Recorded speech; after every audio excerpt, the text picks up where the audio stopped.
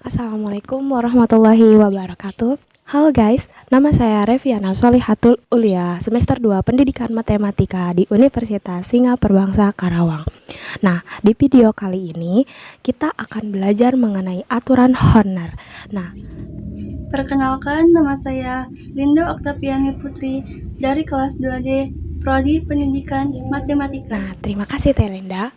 Nah, langsung saja ya kita bahas satu persatu. Nah, teman-teman tahu gak?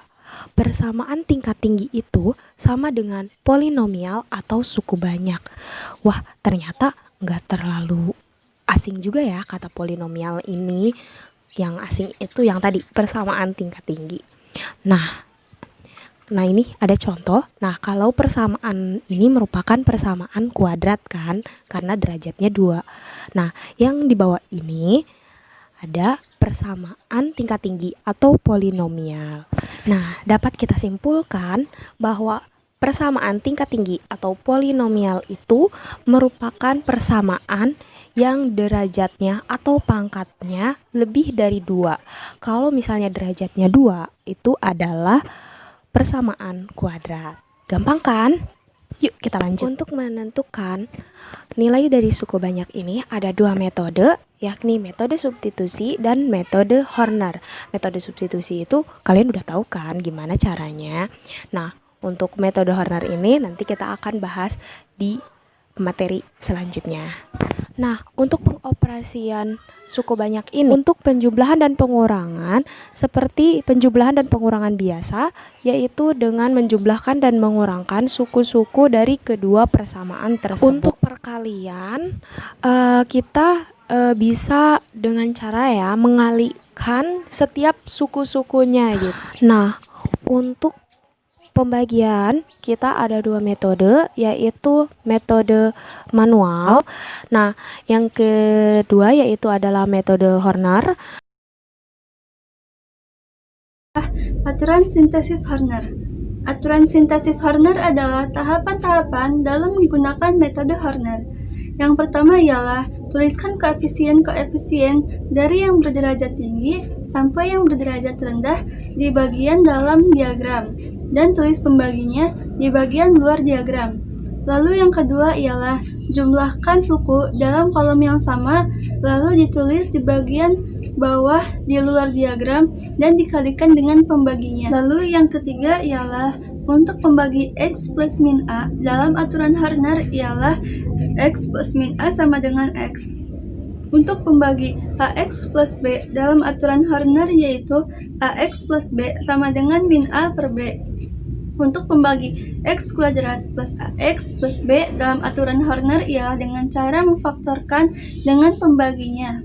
Dan yang keempat ialah baris bawah bagian kiri adalah hasil bagi dan baris bawah bagian kanan adalah sisanya. Nah, itulah tahapan-tahapan dalam aturan sintesis Horner. Untuk lebih jelasnya, yuk kita langsung ke contoh soal. Untuk contoh soal yang pertama sudah tertera di atas. Nah, panjang kubus A dan B berbeda 2 cm. Jadi panjang kubus A kita boleh bisa misalkan ya X cm, dan panjang rusuk kubus B bisa kita juga misalkan X min 2 cm. Karena apa? Karena berbeda 2 cm. Jika jumlah volume kedua kubus adalah 280 cm kubik, jadi VA plus VB sama dengan 280. Tentukan panjang rusuk kedua kubus itu. Jadi kita akan nyari panjang rusuk kedua kubus itu ya. Nah, untuk volume kubus itu sendiri kan rumusnya sisi kali sisi kali sisi.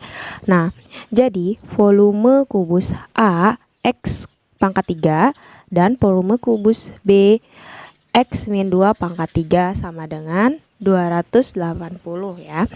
Nah,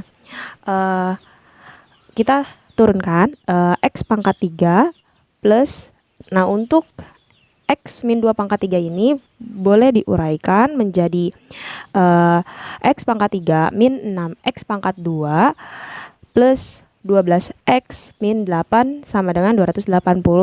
Lalu kita lebih sederhanakan lagi menjadi 2x pangkat 3 min 6x pangkat 2 plus 12x min 280 sama dengan 0. Karena kedua ruas dikurangi 280. Terus selanjutnya kita sederhanakan lagi, dibagi menjadi 2, dibagi 2 ya, maaf. Menjadi x pangkat 3 min 3x pangkat 2 plus 6x min 144 sama dengan 0. Nah, karena persamaan ini dalam bentuk polinomial, jadi kita bisa menggunakan metode Horner untuk mencari si x-nya. Nah, untuk mencari pembaginya juga, kita bisa menggunakan faktor dari konstantanya, yaitu 144. Min 144. Nah, saya sudah cari dan ternyata faktor yang cocok untuk si pembaginya itu adalah 6, karena nanti hasilnya itu atau sisanya itu adalah 0. Nah, langsung saja kita buat skemanya. Nah, dari hasil Horner ini kita memperoleh x min 6 atau hasil baginya yaitu x pangkat 2 plus x 3x plus 24 sama dengan 0. Nah, yang ini x sama dengan min 6 atau, nah, karena persamaan ini merupakan persamaan kuadrat, jadi kita bisa sebenarnya kita bisa dengan memfaktorkannya. Tetapi sebelum kita capek-capek mencari memfaktorkannya, kita bisa uji diskriminan dulu.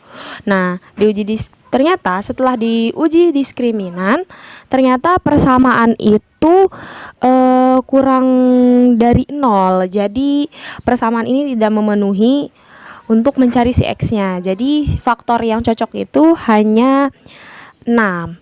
Nah, jadi jumlah rusuk kedua kubusnya itu, yang pertama kubus A karena X jadi sama dengan 6 ya. Nah, terus yang kubus B karena X min 2 jadi 6 dikurangi 2, maka hasilnya 4. Di sini ada sebuah gambar ilustrasinya. Ada sebuah gambar persegi panjang yang panjang awalnya 10 meter, kemudian setiap sudutnya dipotong dengan ukuran yang sama membentuk persegi, sehingga panjang yang semulanya 10 meter berubah menjadi 10 min 2x meter dan lebarnya pun menjadi 8 min 2x meter. Nah, di sini bisa kita ketahui bahwa panjang sama dengan 10 min 2x meter, lebar sama dengan 8 min 2x meter, tinggi sama dengan x meter, dan volume kotak sama dengan 48 meter kubik. Selanjutnya, kita buat model matematikanya.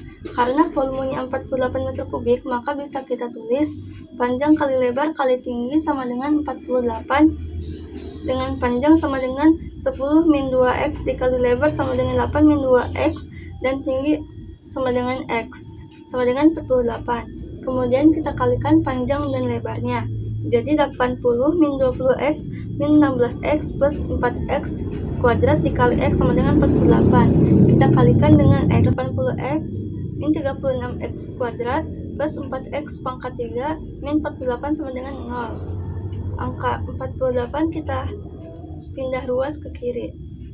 Lalu urutkan dari derajat yang tertinggi ke derajat yang rendah.